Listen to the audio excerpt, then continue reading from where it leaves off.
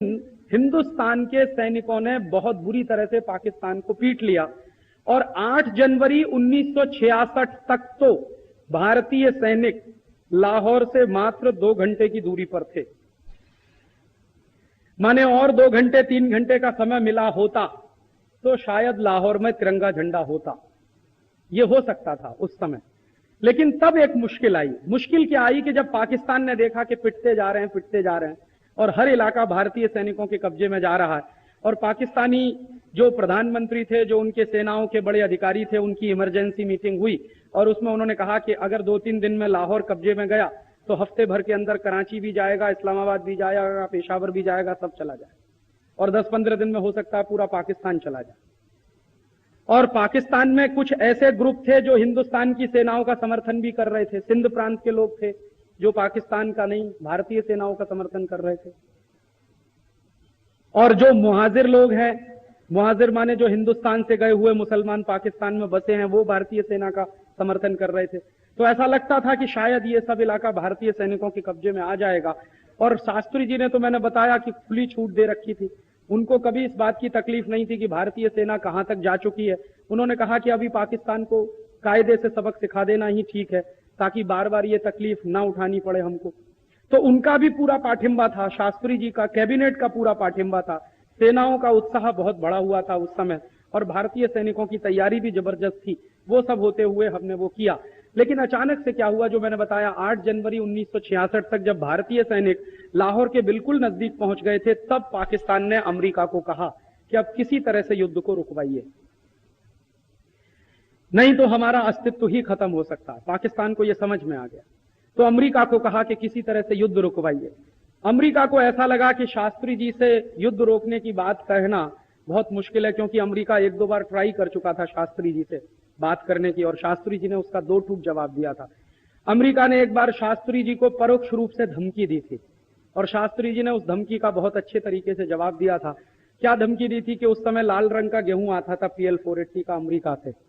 PL 480 एक कानून का नाम है अमेरिका में। PL का माने होता पब्लिक लॉ 480। जैसे हमारे देश में संविधान की धाराएं 370, 371, 372, ऐसे ही अमेरिका में कुछ कानून की धाराएं, उनमें 480 नंबर की एक धारा है पब्लिक लॉ की।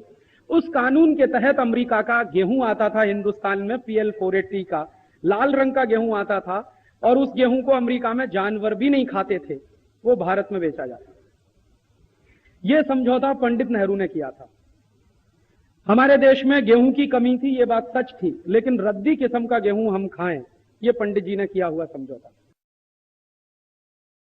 एक बार तो लाल बहादुर शास्त्री ने अमरीकी दबाव को एक किनारे लगा दिया। अमेरिका ने धमकी क्या दी कि उस समय अमेरिका से लाल रंग का गेहूं आता था इस देश में, PL 480 के नाम। जो बुजुर्ग लोग यहां बैठे हैं वो जानते होंगे कि अमेरिका से वो जो लाल रंग का गेहूं आता था 1965 के साल में, उसको अमेरिका में जानवर भी नहीं खाते थे, उसको भारत को बेचा जाता। तो लाल बहादुर शास्त्री ने अमेरिकी धमकी के सामने झुकने से मना कर दिया। तो अमेरिका ने क्या कहा कि हम आपको गेहूं देना बंद कर देंगे। शास्त्री जी ने कहा बंद कर दो, हमें आपका गेहूं चाहिए भी नहीं। तो फिर अमेरिका की धमकी आई कि आपके लोग भूखे मर जाएंगे। शास्त्री जी ने कहा हम भूखे मरेंगे, लेकिन हमको अपमानजनक शर्तों पर यह संधि मंजूर नहीं है आपसे। और शास्त्री जी ने हिम्मत दिखाई, PL 480 का गेहूं खरीदना बंद कर दिया। फिर देश में गेहूं की थोड़ी कमी आ गई, तो शास्त्री जी ने देश के लोगों से अपील की कि हम एक समय भोजन करना बंद कर दें, और देश के करोड़ों लोगों ने शास्त्री जी की बात का जवाब दिया। करोड़ों लोगों ने सोमवार को व्रत रखना शुरू कर दिया। इस घटना से सिद्ध क्या होता है, इस देश का कोई भी नेता जनता से जब भी कोई कुर्बानी मांगता है तो जनता कभी पीछे नहीं हटती। सवाल नेताओं की इंटीग्रिटी का है। जनता इस देश में बहुत मजबूत है, जनता कभी सरेंडर नहीं करती। जनता ने भूखा रहना मंजूर किया, लेकिन शास्त्री जी पर इस बात का किसी आदमी ने दबाव नहीं डाला कि आप अमेरिका से गेहूं खरीदिए, हम भूखे नहीं रहेंगे। लोगों ने कहा हम भूखे रहेंगे, सम्मान के साथ हमको भूखा रहना मंजूर है, बजाय इसके कि हम अमेरिका से गेहूं खरीदें और अपमानजनक शर्तों पर उसको हम खाएं। लेकिन दूसरी बार शास्त्री जी दबाव में आए, और फिर भारत के ही अंदर के नेता अमेरिका समर्थन के हो गए, और भारत के नेताओं ने फिर शास्त्री जी को कहना शुरू किया कि पाकिस्तान से समझौता करना चाहिए और पाकिस्तान से समझौता करना पड़े। तो शास्त्री जी बहुत ही बुझे मन से, दबे हुए मन से गए ताशकंद समझौता करने के लिए, और ऐसा समझौता हुआ कि वो वापस नहीं लौटे। समझौते में क्या हुआ कि जो जमीन भारतीय सैनिकों ने जीती थी, वो सारी की सारी जमीन समझौते में हार गई। और शास्त्री जी भी उस समझौते में चले गए। शास्त्री जी की डेड बॉडी लौटी थी ताशकंद से, शास्त्री जी नहीं लौटे। हमने इतनी बड़ी गलती की 1965 में कि एक तो देश का प्रधानमंत्री खोया और दूसरा देश की जमीन खोई जो जीती थी पाकिस्तान से, और एक ऐसा प्रधानमंत्री खोया जिसके बारे में मैं कह सकता हूं ना भूतो ना भविष्य थी, न कभी हुआ न कभी होगा। जब युद्ध शुरू हो गया था पाकिस्तान की तरफ से, तो शास्त्री जी ने सारे देश के लोगों से एक अपील की थी कि घर का पैसा बचाओ, खर्चे कम करो, क्योंकि युद्ध के समय में सेविंग्स की बहुत जरूरत होती है सरकार, और जिस देश में सेविंग्स जितनी ज्यादा होती हैं डोमेस्टिक स्तर पे, घरेलू स्तर पे, वो देश युद्ध उतने ही अच्छे तरीके से लड़ सकता है।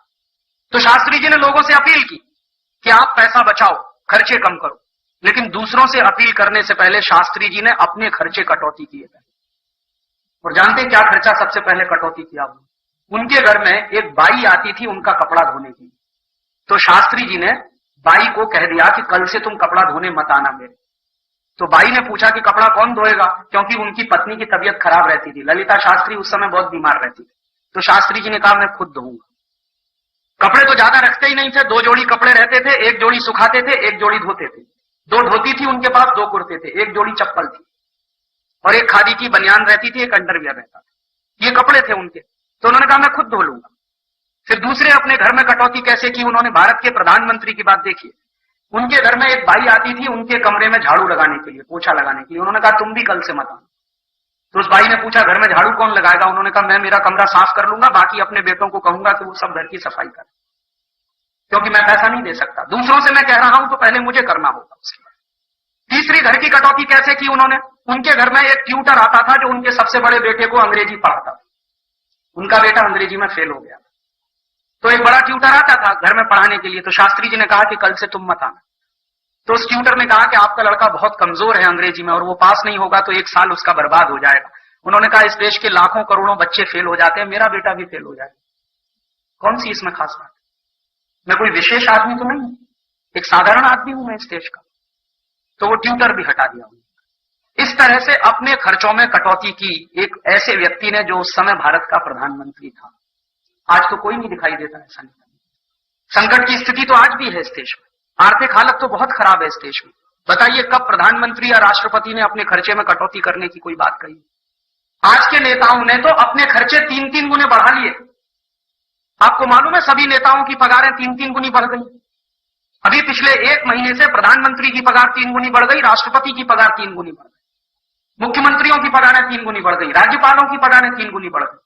देश की आर्थिक हालत बहुत खराब है, सरकार के पास पैसा नहीं है और प्रदेशों से आने वाली मदद भी रुकी हुई है क्योंकि आर्थिक पाबंदी है। वैसी स्थिति में मुझे ऐसा लगता था कि ये सब नेता लाल बहादुर शास्त्री वाला उदाहरण पेश करेंगे कि पगारें नहीं लेंगे 1-2 साल के लिए, देश की स्थिति जब तक सुधरेगी नहीं। लेकिन इन सब नेताओं ने तो अपनी पगारें 3-3 गुनी बढ़ाई। इसलिए मैंने कहा था कि शास्त्री जी ऐसे व्यक्ति थे ना भूतो ना भविष्यति। शायद ऐसा नेता मिलना बहुत मुश्किल है इस देश में। और क्या हो गया था, युद्ध जब शुरू हो गया था तो एक दिन शास्त्री जी की पत्नी ललिता जी ने कहा कि आपकी धोती फट गई है, आप एक नई धोती ले आइए। तो उसने कहा कि बहुत अच्छा ये होगा कि तुम उसको सुई धागे से सिल दो। अभी नई धोती लाने के बारे में मैं कल्पना नहीं कर सकता क्योंकि मैंने सब कुछ छोड़ दिया है, पगार लेना भी बंद कर दिया, तो पैसा तो है नहीं, मैं नई धोती लाऊंगा कहां से? जितने कम से कम खर्चे में तुम घर का काम चला सको उतने की बात करो। तो उन्होंने पूछा अपनी पत्नी से कि बोलो कितने कम से कम पैसे में घर का खर्च चल सकता? तो उनकी पत्नी ने कहा कि कुछ 300 रुपए में चल जाएगा। तो उन्होंने कहा ठीक है 275 रुपया कल से मैं दूंगा और कोशिश करो कि 25 रुपए की भी कटौती हो जाए किसी तरह से। ऐसा प्रधानमंत्री था इस देश का जिसको हमने खोया 1965 की शांति वार्ता। एक तो जमीन खोई इस देश की, दूसरा ऐसा शास्त्री जी पर बहुत दबाव होता था कि अमेरिका और यूरोप की कंपनियों को भारत में आने दो।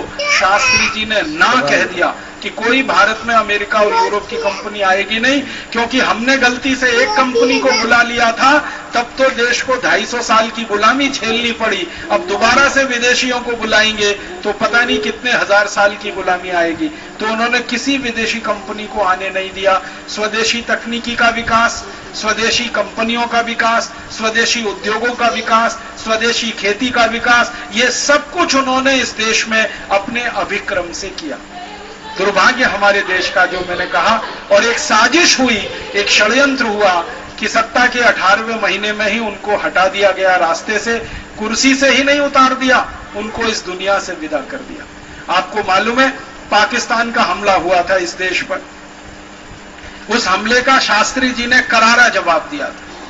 और शास्त्री जी ने ये जो जय जवान जय किसान का नारा दिया ना, तो जवानों में इतना जोश था कि लाहौर तक का पूरा इलाका भारत की सेना के कब्जे में आ गया था, लाहौर तक। बाद में पाकिस्तान गिड़गिड़ाने लगा, पैरों में पड़कर रोने लगा, शास्त्री जी के सामने मिमियाने लगा पाकिस्तान। गलती पाकिस्तान ने की थी हमला करके। पाकिस्तान को अंदाजा नहीं था कि भारत की फौज इतना करारा जवाब देगी, क्योंकि पाकिस्तान इस गफलत का शिकार था कि 1948 में जब पाकिस्तान ने 47-48 में जम्मू कश्मीर पर हमला किया था और भारत की फौजें उस समय उतनी तैयार नहीं थी, हालांकि जवाब उस समय भी दिया था भारत की फौजों ने, पाकिस्तानी फौजों को भागना पड़ा था, लेकिन पाकिस्तान को 1965 में यह गफलत हो गई कि फौजें हिंदुस्तान की ज्यादा तैयार नहीं है, तो उन्होंने हमला कर दिया। लेकिन तैयारी इतनी जबरदस्त थी कि पाकिस्तान को करारी हार का सामना करना पड़ा और लाहौर तक पाकिस्तान हार गया, भारत की सैनिकों का कब्जा हो गया। फिर शास्त्री जी गए सोवियत संघ की पाकिस्तान के राष्ट्रपति और प्रधानमंत्री का कब्जे में आए थे, वो भी वापस कर दिए जाए। इसी समझौते पर हस्ताक्षर करने के लिए शास्त्री जी ताशकंद गए थे और 10 जनवरी 1966 को उनको दूध में जहर मिला के पिला दिया गया। हुआ क्या था, शास्त्री जी का एक नियम था, जैसे सबके नियम होते हैं ना बड़े लोगों के, वैसे उनका एक नियम था कि वो अपने रसोइये के हाथ का बना हुआ खाना ही खाया करते थे। उनका एक रसोइया था जो बराबर हर समय उनके साथ रहता था, हर विदेश यात्रा में उनके साथ जाता था, हर समय उनके साथ रहता था। तो वो रसोइये के हाथ का बनाया हुआ खाना ही खाया करते थे। तो ताशकंद गए थे तो उनके साथ उनका रसोइया भी गया था।